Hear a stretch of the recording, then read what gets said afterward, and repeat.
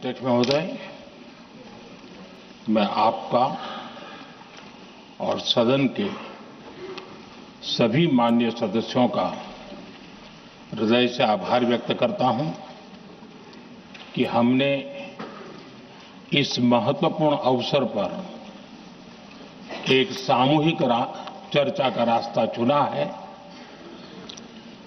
जिस मंत्र ने, जिस जयघोष ने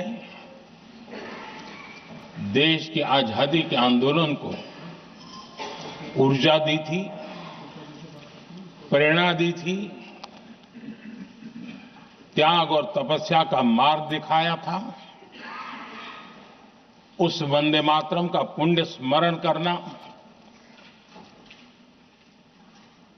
इस सदन में हम सबका ये बहुत बड़ा सौभाग्य है। और हमारे लिए गर्व की बात है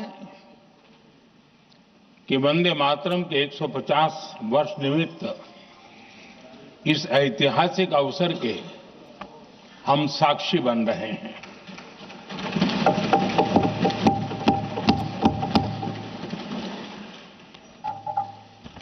एक ऐसा कालखंड जो हमारे सामने इतिहास की अनगिनत घटनाओं को अपने सामने लेकर के आता है। ये चर्चा सदन की प्रतिबद्धता को तो प्रकट करेंगी, लेकिन आने वाली पीढ़ियों के लिए भी, दर पीढ़ी के लिए भी ये शिक्षा का कारण बन सकती है अगर हम सब मिलकर के इसका सदुपयोग करें तो। आदरणीय अध्यक्ष जी, एक ऐसा कालखंड है जब इतिहास के कई प्रेरक अध्याय फिर से हमारे सामने उजागर हुए हैं। अभी अभी हमने हमारे संविधान के 75 वर्ष गौरवपूर्व मनाए हैं। आज देश सरदार वल्लभ भाई पटेल की और भगवान बिरसा मुंडा की 150वीं जयंती भी मना रहा है। और अभी अभी हमने गुरु तेग बहादुर के 350वां बलिदान दिवस भी मनाया। और आज हम वंदे मातरम की 150 वर्ष निमित्त सदन की एक सामूहिक ऊर्जा को, उसकी अनुभूति करने का प्रयास कर रहे हैं। वंदे मातरम 150 वर्ष की यात्रा अनेक पड़ावों से गुजरी है, लेकिन आदरणीय अध्यक्ष जी, वंदे मातरम का जब 50 वर्ष हुए तब देश गुलामी में जीने के लिए मजबूर था। और वंदे मातरम के 100 साल हुए तब देश आपातकाल की जंजीरों में जकड़ा हुआ था।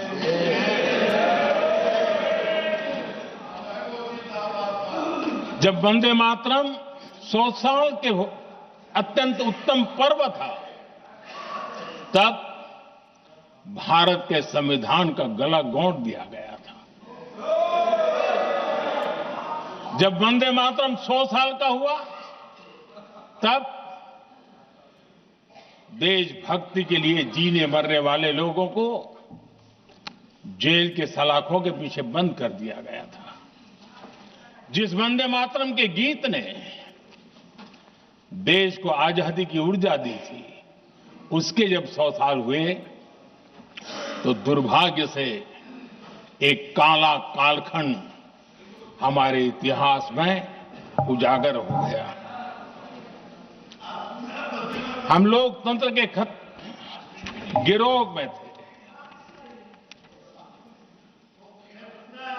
आदरणीय अध्यक्ष जी, 150 वर्ष उस महान अध्याय को,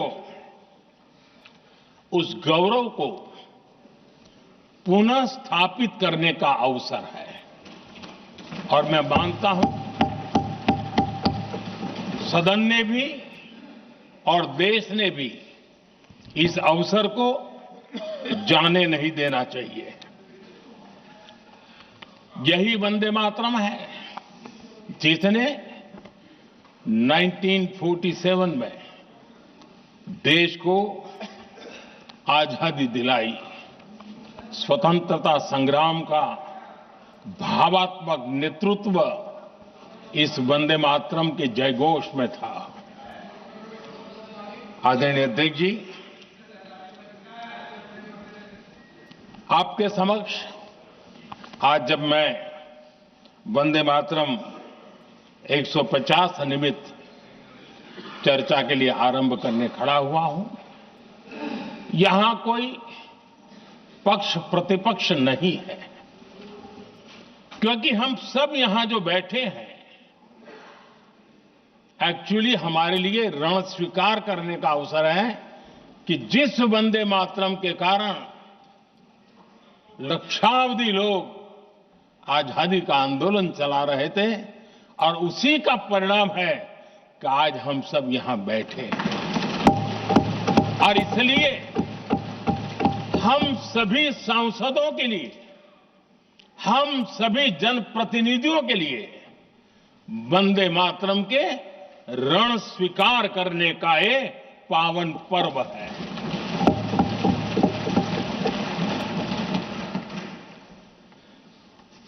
और इससे हम प्रेरणा लेकर के वंदे मातरम की जिस भावना ने देश की आजादी का जंग लड़ा, उत्तर दक्षिण पूर्व पश्चिम पूरा देश एक स्वर से वंदे मातरम बोल के आगे बढ़ा। फिर से एक बार अवसर है, आओ हम सब मिल के चले, देश को साथ लेके चले। आजादी के दीवानों ने जो सपने देखे थे उन सपनों को पूरा करने के लिए वंदे मातरम 150 हम सबकी प्रेरणा बने, हम सबकी ऊर्जा बने और देश आत्मनिर्भर बने। 2047 में विकसित भारत बना करके हम रहे, इस संकल्प को दोहराने के लिए ये वंदे मातरम हमारे लिए एक बहुत बड़ा अवसर है। आदरणीय अध्यक्ष जी, दादा तबीयत तो ठीक है ना? नहीं, कभी कभी इस उम्र में हो जाता है। आदरणीय अध्यक्ष जी, वंदे मातरम की इस यात्रा की शुरुआत बंकिम चंद्र जी ने 1875 में की थी और गीत ऐसे समय लिखा गया था जब 1857 के स्वातंत्र संग्राम के बाद अंग्रेज सल्तनत बौखलाई हुई थी, भारत पर भांति भांति के दबाव डाल रही थी, भांति भांति के जुल्म कर रही थी और भारत के लोगों को मजबूर किया जा रहा था अंग्रेजों के द्वारा। और उस समय उनका जो राष्ट्रीय गीत था, गॉड सेव द क्वीन, इसको भारत में घर घर पहुंचाने का एक षड्यंत्र चल रहा था। ऐसे समय बंकिम दा ने चुनौती दी और ईंट का जवाब पत्थर से दिया और उसमें से वंदे मातरम का जन्म हुआ।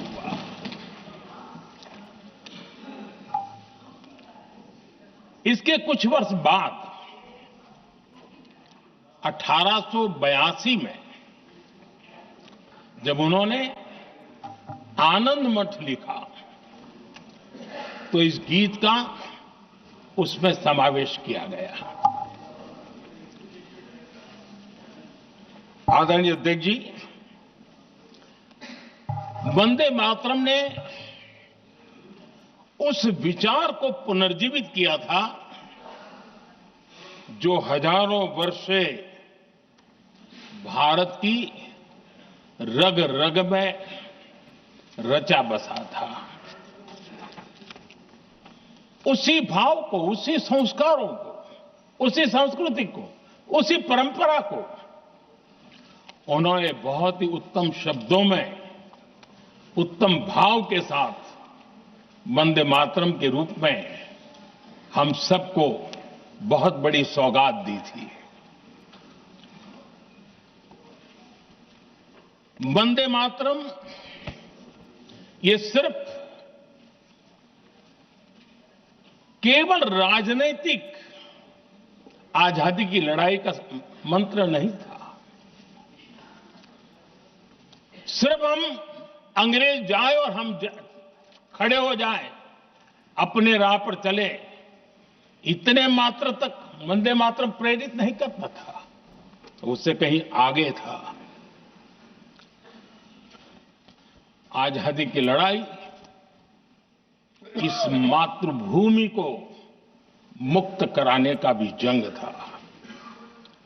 अपनी मां भारती को उन बेड़ियों से मुक्ति दिलाने का एक पवित्र जंग था। और वंदे मातरम की पृष्ठभूमि हम देखें, उसके संस्कार सरिता देखें, तो हमारे यहां वेद काल से एक बात बार बार हमारे सामने आई है। जब वंदे मातरम कहते हैं तो वही वेद काल की बात हमें याद आती है। वेद काल से कहा गया है, माता भूमि ही पुत्रो अहम पृथिव्याः, अर्थात ये भूमि मेरी माता है और मैं पृथ्वी का पुत्र हूं। आदरणीय अध्यक्ष जी, यही वो विचार है जिसको प्रभु श्री राम ने भी लंका के वैभव को छोड़ते हुए कहा था, जननी जन्मभूमिश्च स्वर्गादपि गरीयसी। वंदे मातरम यही महान सांस्कृतिक परंपरा का एक आधुनिक अवतार है।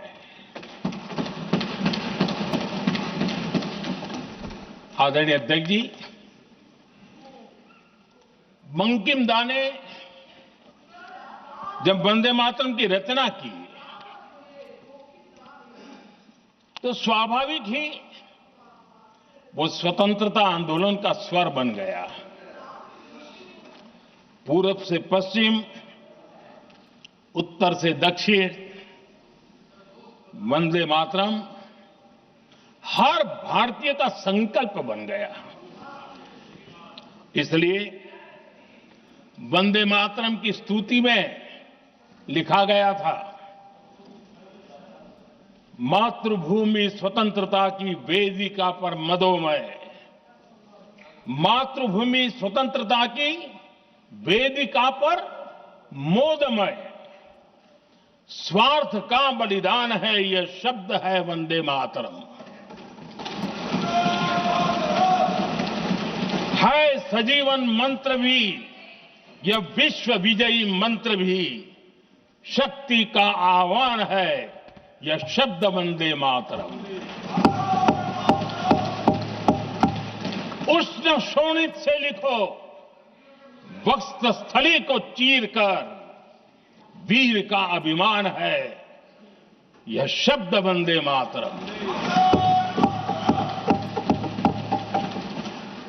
आदरणीय अध्यक्ष जी, कुछ दिन पूर्व जब वंदे मातरम 150 का आरंभ हो रहा था तो मैंने उस आयोजन में कहा था, वंदे मातरम हजारों वर्ष की सांस्कृतिक ऊर्जा भी थी, उसमें आजादी का जज्बा भी था और आजाद भारत का विजन भी था। अंग्रेजों के उस दौर में एक फैशन हो गई थी भारत को कमजोर, निकम्मा, आलसी, कर्महीन, इस प्रकार भारत को जितना नीचा दिखा सके ऐसी एक फैशन बन गई थी। और उसमें हमारे यहां भी जिन्होंने तैयार किए थे वो लोग भी वही भाषा बोलते थे। तब बंकिम दा ने उस हीन भावना को भी झकझोरने के लिए और सामर्थ्य का परिचय कराने के लिए वंदे मातरम के भारत के सामर्थ्यशाली स्वरूप को प्रकट करते हुए आपने लिखा था, त्वं ही दुर्गा दश प्रहरण धारिणी कमला कमलदल विहारिणी वाणी विद्या दायिनी नमामि त्वां नमामि कमलाम अमलाम अतुलाम सुजलाम सुफलाम मातरम वंदे मातरम। अर्थात भारत माता ज्ञान और समृद्धि की देवी भी है और दुश्मनों के सामने अस्त्र शस्त्र धारण करने वाली चंडी भी है। अध्यक्ष जी, ये शब्द, ये भाव, ये प्रेरणा गुलामी की हताशा में हम भारतीयों को हौसला देने वाले थे। इन वाक्यों ने तब करोड़ों देशवासियों को यह एहसास कराया कि लड़ाई किसी जमीन के टुकड़े के लिए नहीं है। ये लड़ाई सिर्फ सत्ता के सिंहासन को कब्जा करने के लिए नहीं है।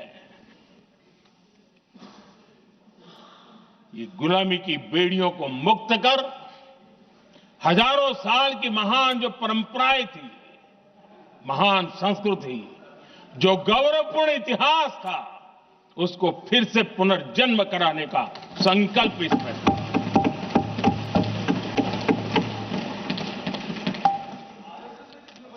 आदरणीय अध्यक्ष जी,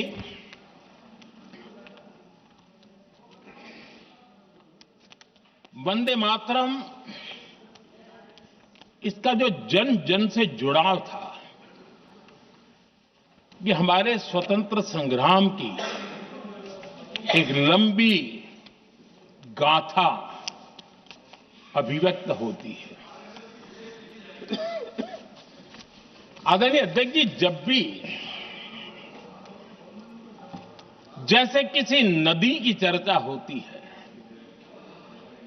चाहे सिंधु हो, सरस्वती हो, कावेरी हो, गोदावरी हो, गंगा हो, यमुना हो, उस नदी के साथ एक सांस्कृतिक धारा प्रवाह, एक विकास यात्रा का धारा प्रवाह, एक जन जीवन की यात्रा का प्रवाह उसके साथ जुड़ता है। लेकिन क्या कभी किसी ने सोचा है कि आजादी जंग के हर पड़ाव, वो पूरी यात्रा वंदे मातरम की भावनाओं से गुजरता था, उसके तट पर पल्लवित होता था। ऐसा भाव काव्य शायद दुनिया में कहीं उपलब्ध नहीं होगा। आदरणीय अध्यक्ष जी,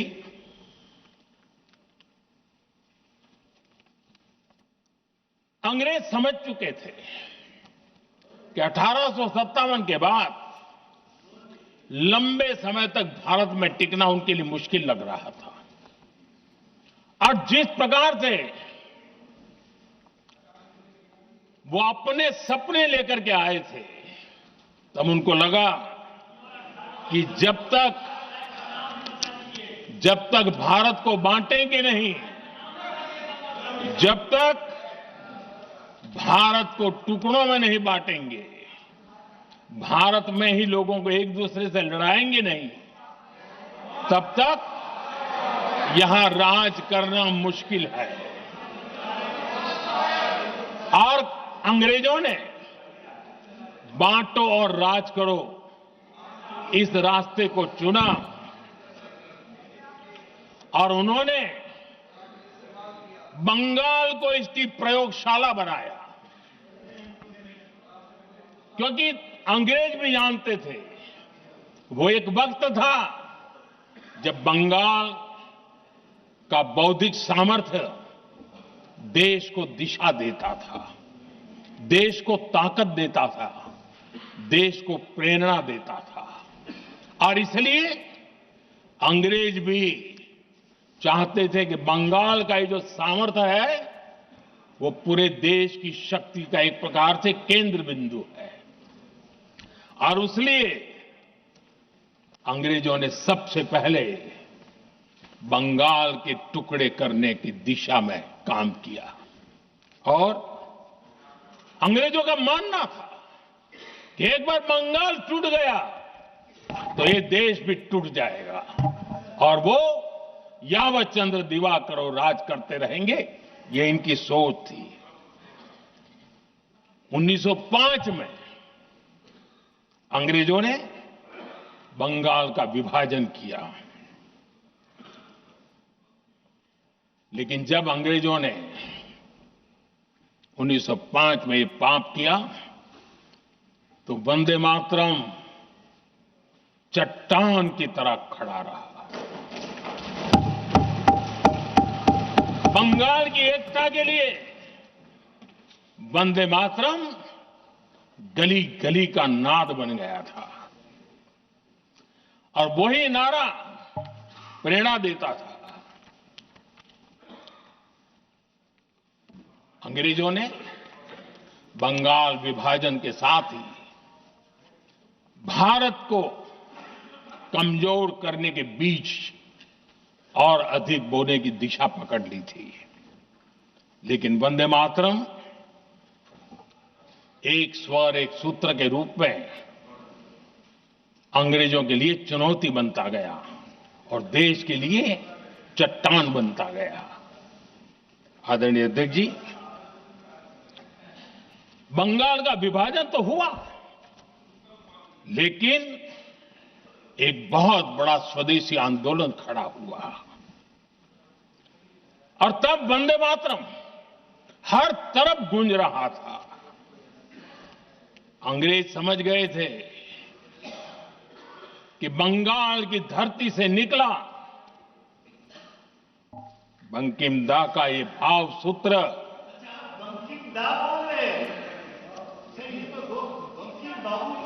बंकिम बाबू बोले। अच्छा, thank you thank you thank you thank you thank you, आपकी भावनाओं के लिए मैं आदर करता हूं। बंकिम बाबू ने थैंक यू दादा, थैंक यू। हाँ, आपको तो दादा कह सकता हूं ना, वरना उसमें भी आपको इतराज हो जाएगा।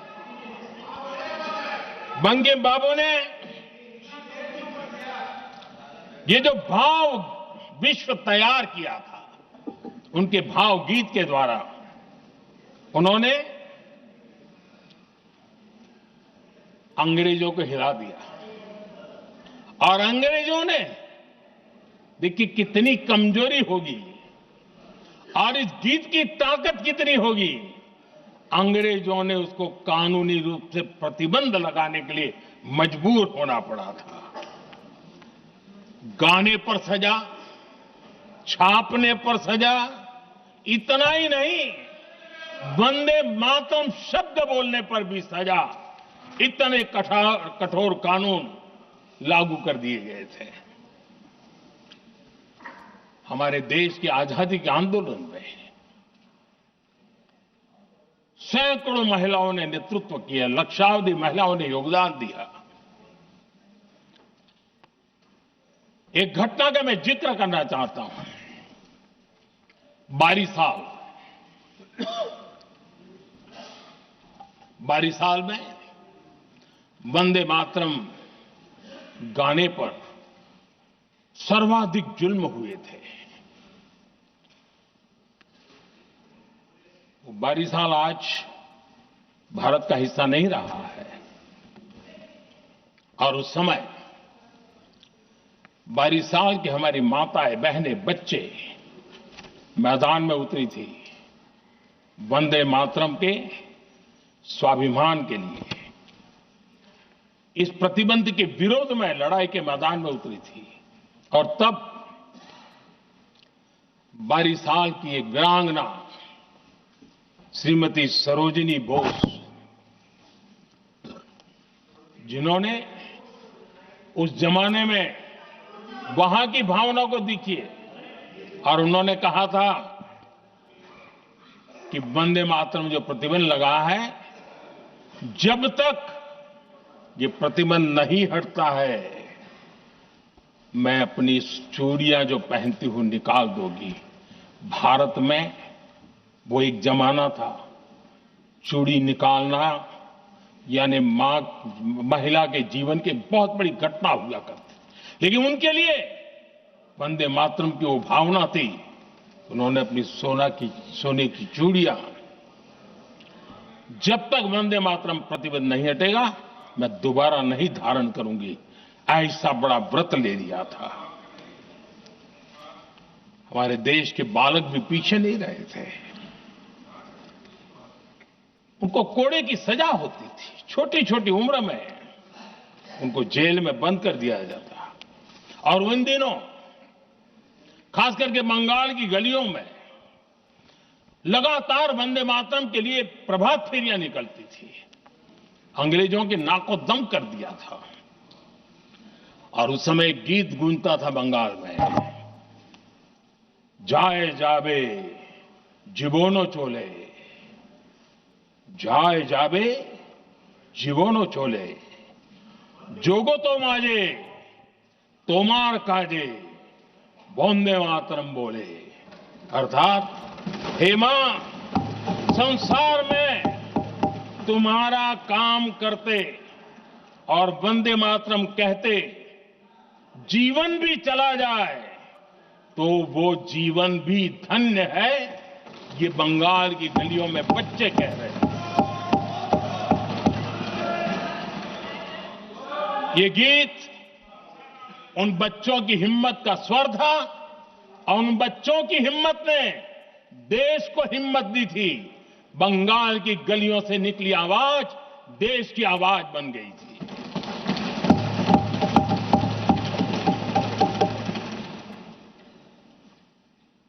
उन्नीस 1905 में फरीदपुर के गांव में 5 छोटी छोटी उम्र के बच्चे जब वंदे मातरम के नारे लगा रहे थे, अंग्रेजों ने बेरहमी से उन पर कोड़े मारे थे। यानी एक प्रकार से जीवन और मृत्यु के बीच लड़ाई लड़ने के लिए मजबूर कर दिया था।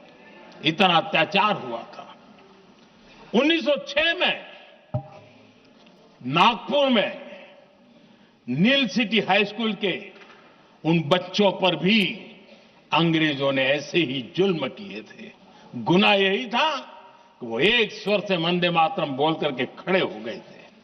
उन्हें वंदे मातरम के लिए मंत्र का महात्म्य अपनी ताकत से सिद्ध करने का प्रयास किया था। हमारे जांबाज सपूत बिना किसी डर के फांसी के तख्त पर चढ़ते थे और आखिरी सांस तक वंदे मातरम, वंदे मातरम, वंदे मातरम, यही उनका भाव घोष रहता था। खुदीराम बोस, मदनलाल ढींगरा, राम प्रसाद बिस्मल, अशफाक उल्लाह खान, रोशन सिंह, राजेंद्र नाथ लाहिड़ी, रामकृष्ण विश्वास, अनगिनत जिन्होंने वंदे मातरम कहते कहते फांसी के फंदे को अपने गले पर लगाया था। लेकिन देखिए, ये अलग अलग जेलों में होता था, अलग अलग इलाकों में होता था। प्रक्रिया करने वाले चेहरे अलग थे, लोग अलग थे, जिन पर जुल्म हो रहा था उनकी भाषा भी अलग थी, लेकिन एक भारत श्रेष्ठ भारत, इन सब का मंत्र एक ही था, वंदे मातरम।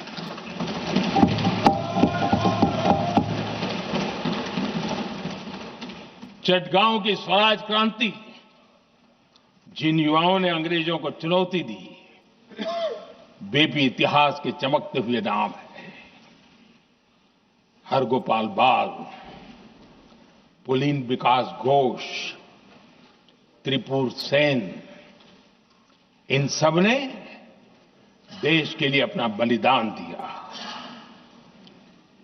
मास्टर सूर्यसेन को 1934 में जब फांसी दी गई, तब उन्होंने अपने साथियों को एक पत्र लिखा और पत्र में एक ही शब्द की गूंज थी और वो शब्द था वंदे मातरम।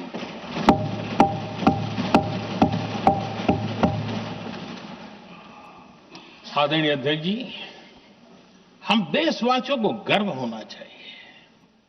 दुनिया के इतिहास में कहीं पर भी ऐसा कोई काव्य नहीं हो सकता, ऐसा कोई भावगीत नहीं हो सकता जो सदियों तक एक लक्ष्य के लिए कोटि कोटि जनों को प्रेरित करता हो और जीवन आहूत करने के लिए निकल पड़ते हो। दुनिया में ऐसा कोई भावगीत नहीं हो सकता जो वंदे मातरम। पूरे विश्व को पता होना चाहिए कि गुलामी के कालखंड में भी ऐसे लोग हमारे यहां पैदा होते थे जो इस प्रकार के भावगीत की रचना कर सकते थे। ये विश्व के लिए अजूबा है, हमें गर्व से कहना चाहिए, तब दुनिया भी मानना शुरू करेगी। ये हमारी स्वतंत्रता का मंत्र था, ये बलिदान का मंत्र था, ये ऊर्जा का मंत्र था, ये सात्विकता का मंत्र था, ये समर्पण का मंत्र था, ये त्याग और तपस्या का मंत्र था, संकटों को सहने का सामर्थ्य देने का ये मंत्र था, और वो मंत्र वंदे मातरम था। और इसलिए गुरुदेव रविंद्रनाथ टैगोर ने लिखा था, उन्होंने लिखा था, एकी सूत्रे बांधी आछी सोहस्टोटी मौन, एकी कार्य सौंपी आछी सहस्त्रो जीवन, वंदे मातरम। अर्थात एक सूत्र में बंधे हुए सहस्त्र मन, एक ही कार्य में अर्पित सहस्त्र जीवन, वंदे मातरम। ये रविंद्रनाथ टैगोर जी ने लिखा। आदरणीय अध्यक्ष जी, उसी कालखंड में वंदे मातरम की रिकॉर्डिंग दुनिया के अलग अलग भागों में पहुंची और लंदन में जो क्रांतिकारियों की एक प्रकार से तीर्थ भूमि बन गया था, वो लंदन का इंडिया हाउस, वीर सावरकर जी ने वहां वंदे मातरम गीत,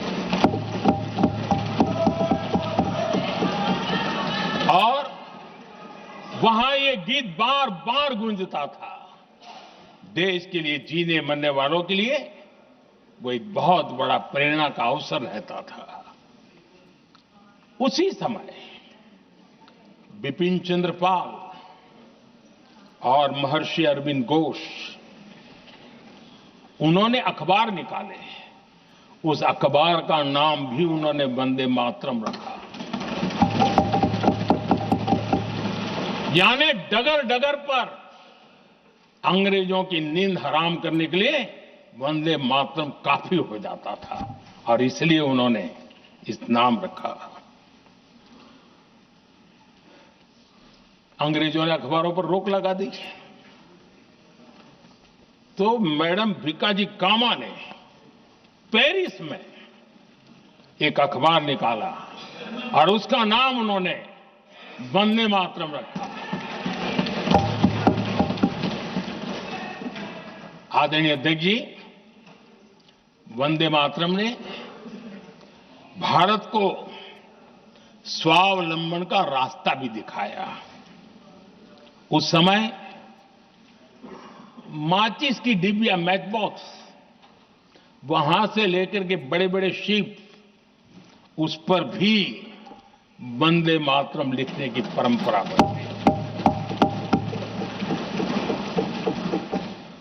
और बाहरी कंपनियों को चुनौती देने का एक माध्यम बन गया, स्वदेशी का एक मंत्र बन गया। आजादी का मंत्र स्वदेशी के मंत्र की तरफ विस्तार होता गया। आदरणीय अध्यक्ष जी, मैं एक और घटना का जिक्र भी करना चाहता हूं। 1907 में जब वीओ चिदम्बरम पिल्लाई उन्होंने स्वदेशी कंपनी का जहाज बना तो उस पर भी लिखा था वंदे मातरम।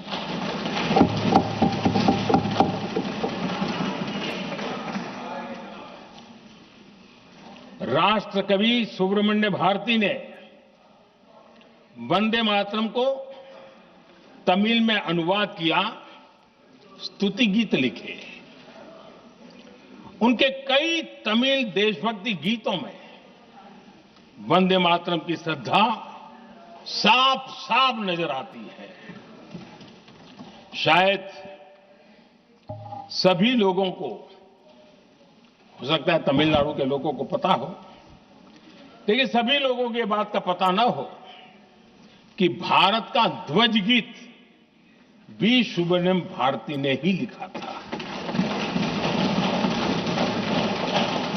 उस ध्वज गीत का वर्णन, जिस पर वंदे मातरम लिखा हुआ था, तमिल में इस ध्वज गीत का शीर्षक था ताइन माणी कोडी पारिन, तालंदु पणिंदु पुलहिंद्रु वारी। अर्थात देश प्रेमियों, दर्शन कर लो, सविनय अभिनंदन कर लो, मेरी मां की दिव्य ध्वजा का वंदन कर लो।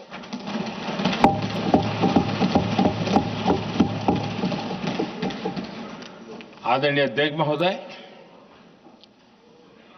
मैं आज इस सदन में वंदे मातरम पर महात्मा गांधी की भावनाएं क्या थी, वो भी रखना चाहता हूं। दक्षिण अफ्रीका से प्रकाशित एक साप्ताहिक पत्रिका निकलती थी, इंडियन ओपिनियन, और इस इंडियन ओपिनियन में महात्मा गांधी ने 2 दिसंबर 1905 जो लिखा था, उसको मैं कोट कर रहा हूं। उन्होंने लिखा था, महात्मा गांधी ने लिखा था, गीत वंदे मातरम जिसे बंकिम चंद्र ने रचा है, पूरे बंगाल में अत्यंत लोकप्रिय हो गया है। स्वदेशी आंदोलन के दौरान बंगाल में विशाल सभाएं हुई, जहां लाखों लोग इकट्ठा हुए और बंकिम का यह गीत गाया। गांधी जी आगे लिखते हैं, ये बहुत महत्वपूर्ण है। वो लिखते हैं, ये 1905 की बात है। उन्होंने लिखा, यह गीत इतना लोकप्रिय हो गया है जैसे ये हमारा नेशनल एंथम बन गया है।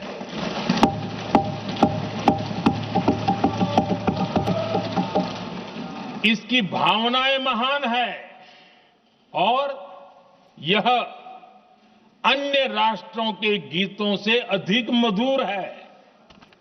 इसका एकमात्र उद्देश्य हम में देशभक्ति की भावना जगाना है।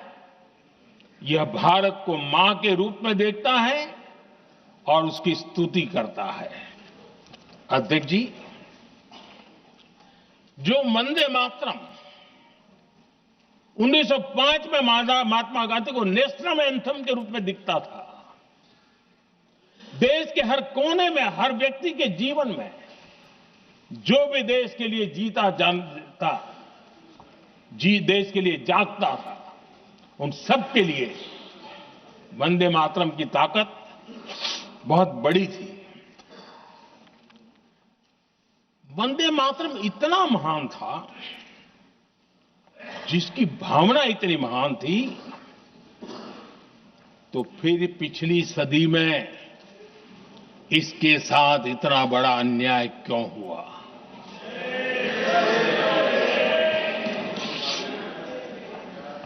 वंदे मातरम के साथ विश्वासघात क्यों हुआ?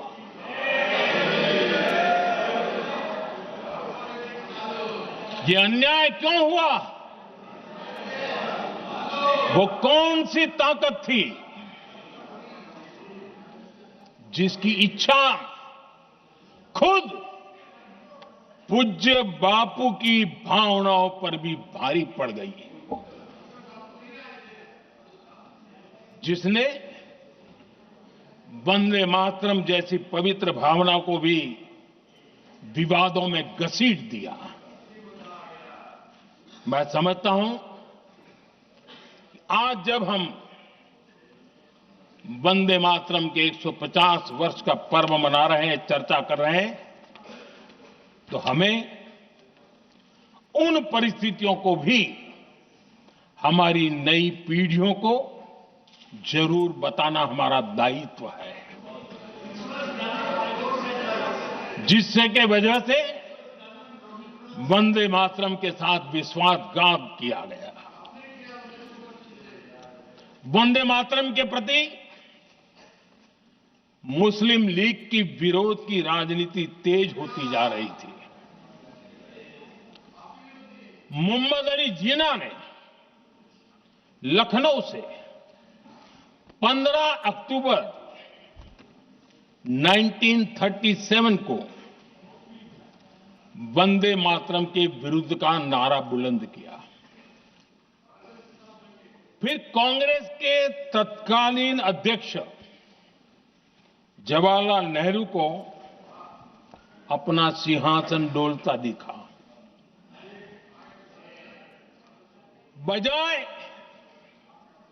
कि नेहरू जी मुस्लिम लीग के आधारहीन बयानों को तगड़ा जवाब देते, करारा जवाब देते, मुस्लिम लीग के बयानों की निंदा करते,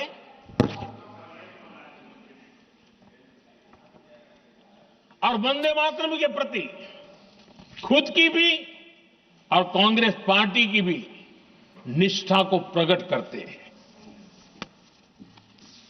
लेकिन उल्टा हुआ। वो ऐसा क्यों कर रहे, वो तो पूछा ही नहीं, न जाना, लेकिन उन्होंने वंदे मातरम की ही पड़ताल शुरू कर दी। जिन्ना के विरोध के 5 दिन बाद ही 20 अक्टूबर को नेहरू जी ने नेताजी सुभाष बाबू को चिट्ठी लिखी। उस चिट्ठी में जिन्ना की भावना से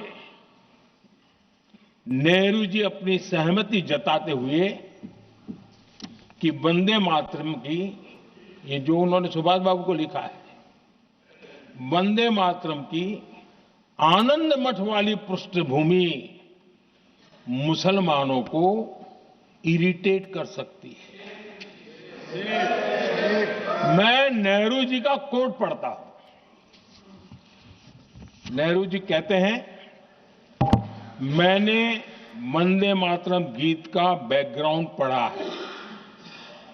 नेहरू जी फिर लिखते हैं, मुझे लगता है कि ये जो बैकग्राउंड है, इससे मुस्लिम भड़केंगे। साथियों,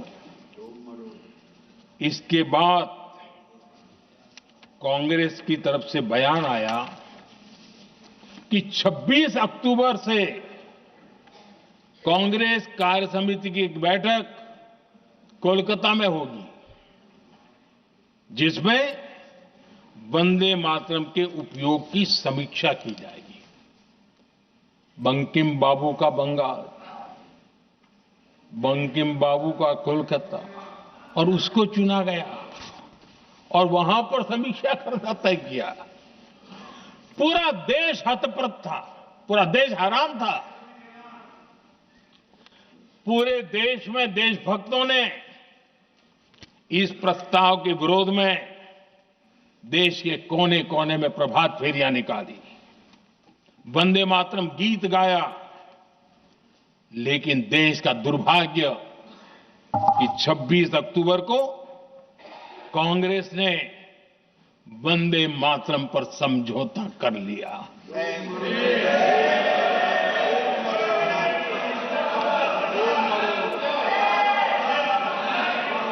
वंदे मातरम के टुकड़े करने के फैसले में, वंदे मातरम के टुकड़े कर दिए। उस फैसले के पीछे नकाब ये पहना गया, चोला ये पहना गया कि ये तो सामाजिक सद्भाव का काम है। लेकिन इतिहास इस बात का गवाह है कि कांग्रेस ने मुस्लिम लीग के सामने घुटने टेक दिए और मुस्लिम लीग के दबाव में किया। और कांग्रेस का ये तुष्टीकरण की राजनीति को साधने का एक तरीका था। आदरणीय अध्यक्ष जी, तुष्टीकरण की राजनीति के दबाव में कांग्रेस वंदे मातरम के बंटवारे के लिए झुकी। इसलिए कांग्रेस को एक दिन भारत के बंटवारे के लिए झुकना पड़ा।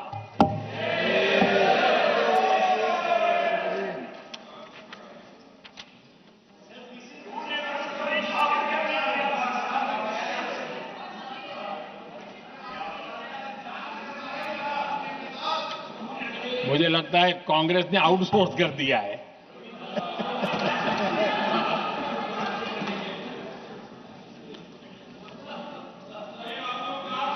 दुर्भाग्य से कांग्रेस की नीतियां वैसी की वैसी थी है, और इतना ही नहीं, आईएनसी चलते चलते एमएमसी हो गया है।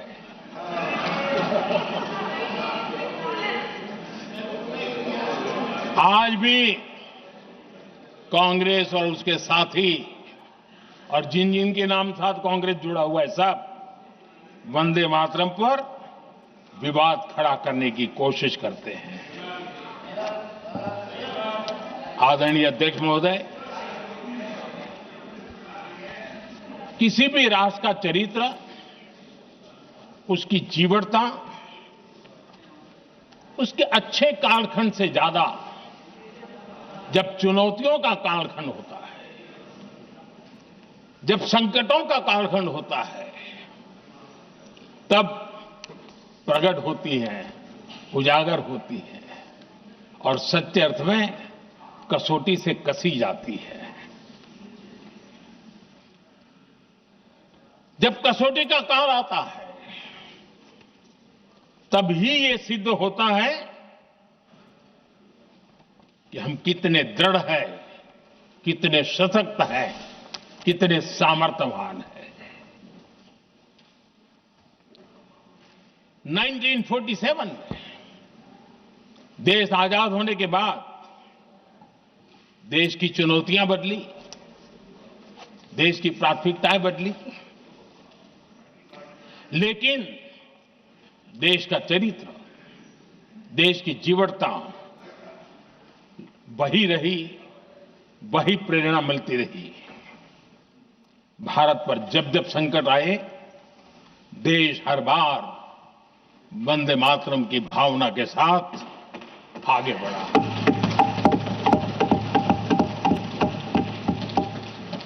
बीच का कालखंड कैसा गया जाने दो, लेकिन आज भी 15 अगस्त 26 जनवरी की जब बात आती है, हर घर तिरंगा की बात आती है, चारों तरफ वो भाव दिखता है, तिरंगे झंडे फहराते।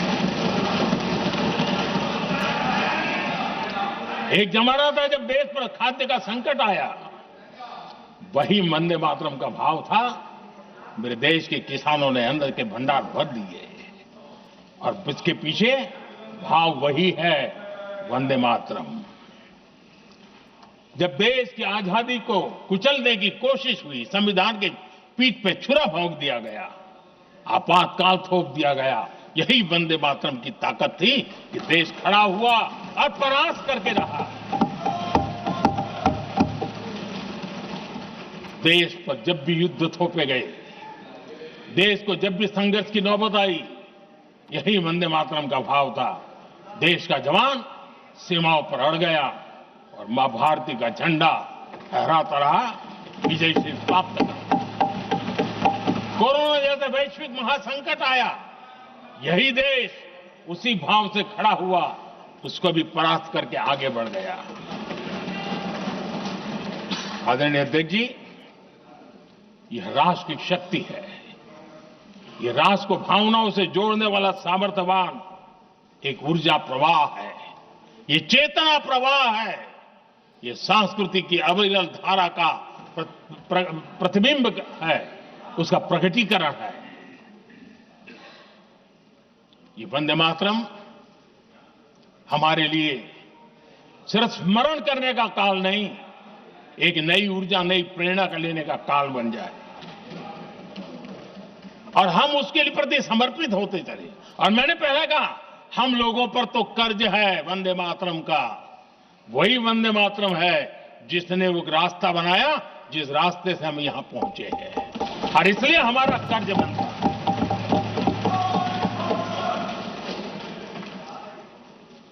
भारत हर चुनौतियों को पार करने में सामर्थ्य है। वंदे मातरम के भाव की वो ताकत है।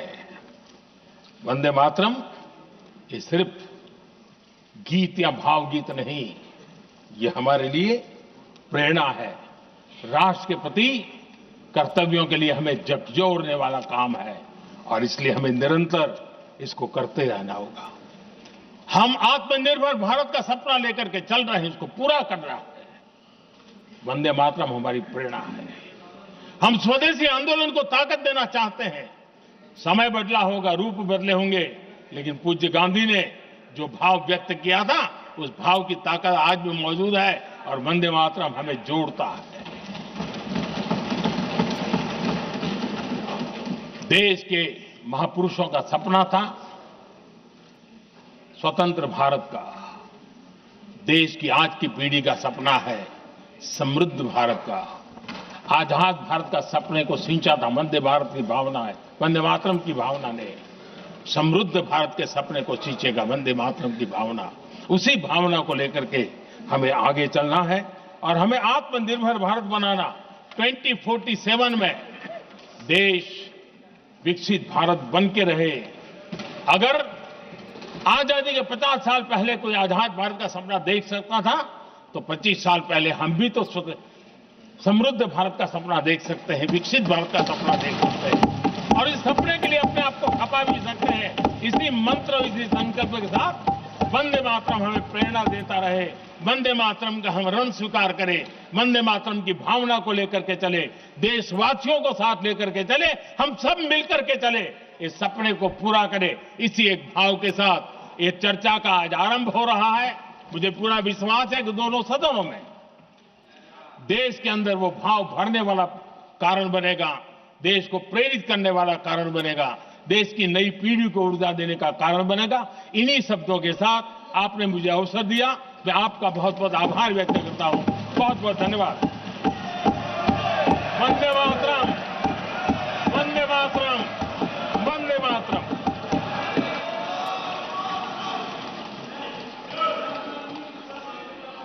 श्री गौरव गोगोई।